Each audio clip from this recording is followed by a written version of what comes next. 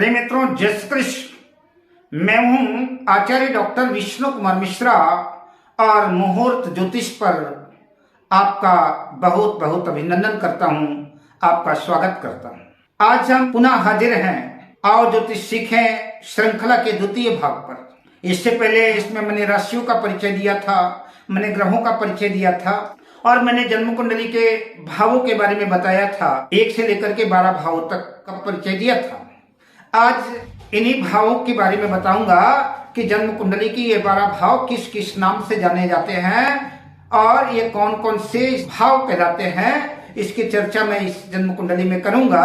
पर विषय क्रम में आगे बढ़ें उससे पहले आपसे आग्रह, अगर आपने अभी तक हमारे इस चैनल को सब्सक्राइब नहीं किया है तो प्लीज चैनल को सब्सक्राइब करें, साथ ही नोटिफिकेशन बेल को भी प्रेस कर लें।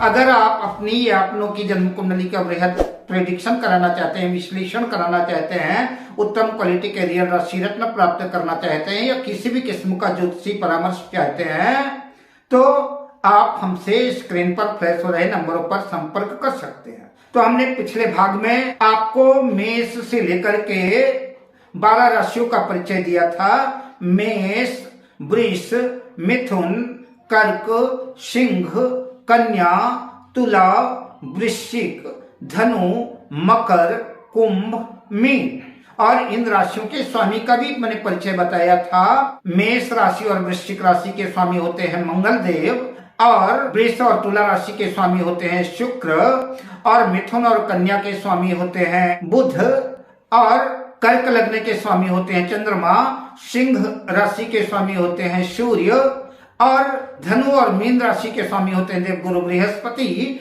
मकर और कुंभ के स्वामी होते हैं शनिदेव। तो मैंने राशियों का परिचय दिया था, राशियों के स्वामी का परिचय पिछले वीडियो में दिया था। आज भावों को वर्गीकृत किया है, इन भावों को कुछ नाम दिया है। आज मैं उसकी चर्चा आपके बीच में करूंगा।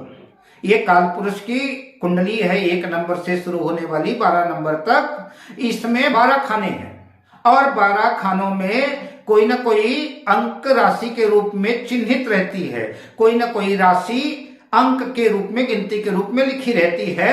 ये हमने आपको पिछले वीडियो में उदाहरण के साथ बताया था। आज हम इन 12 भावों में, जन्म कुंडली के भावों में आज बताऊंगा कि केंद्र भाव कौन कौन से हैं।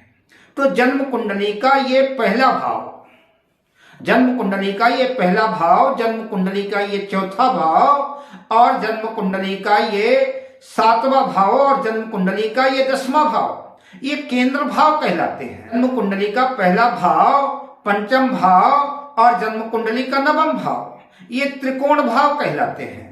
और जन्म कुंडली के इस द्वितीय भाव को, जन्म कुंडली के इस पंचम भाव को, जन्म कुंडली के इस अष्टम भाव को और जन्म कुंडली के इस एकादश भाव को पणफर भाव कहते हैं। और जन्म कुंडली के इस तीसरे भाव को, इस 6वें भाव को और इस 9वें भाव को और इस 12वें भाव को आपोक्लिम भाव कहते हैं।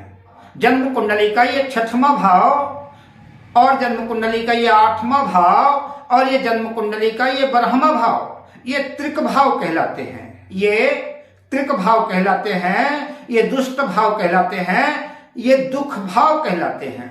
इन भावों को 6ठे, 8वें और 12वें भाव को इनको दुख स्थान भी कहते हैं। आपको ये बताते चले केंद्र में बैठे हुए जितने ग्रह रहते हैं तो वो ग्रह अगर स्वग्रही अपने खुद की राशि का ग्रह बैठा है, उच्च राशि का ग्रह बैठा है, आपको संपूर्ण वृद्धि देने वाले होते हैं, सफलतादायक होते हैं, सम्मान दिलाने वाले होते हैं। और ये जो जन्म कुंडली का त्रिकोण भाव है, ये त्रिकोण भाव भी आपको समृद्धिशाली बनाते हैं। इन भावों में भी अगर स्वग्रही अपने खुद की राशि का कोई ग्रह बैठा है, उच्च राशि का ग्रह बैठा है, वो भी परम सौभाग्यशाली बनाते हैं। अब मैं अगले वीडियो पर आपको बताऊंगा, राशियों का विस्तार से परिचय कराऊंगा और ग्रहों का परिचय कराऊंगा, कौन सी राशि पृथ्वी तत्व की है, कौन सी राशि अग्नि तत्व की है, कौन सी राशि जल तत्व की है, कौन सी राशि वायु तत्व की है। राशियों के जातिकरण भी बताएंगे कि कौन सी ब्राह्मण जातियां हैं, कौन सी क्षत्रिय जातियां हैं, कौन सी शूद्र जातियां हैं, कौन सी वैश्य जातियां हैं। तो मैं अगले वीडियो पर ये सारी चर्चा आपसे करूंगा। आप क्रम से थोड़ा थोड़ा सीखते जाएं। अब मैं आपसे लेता हूं विदा, शुभकामनाओं के साथ। जय श्री कृष्ण।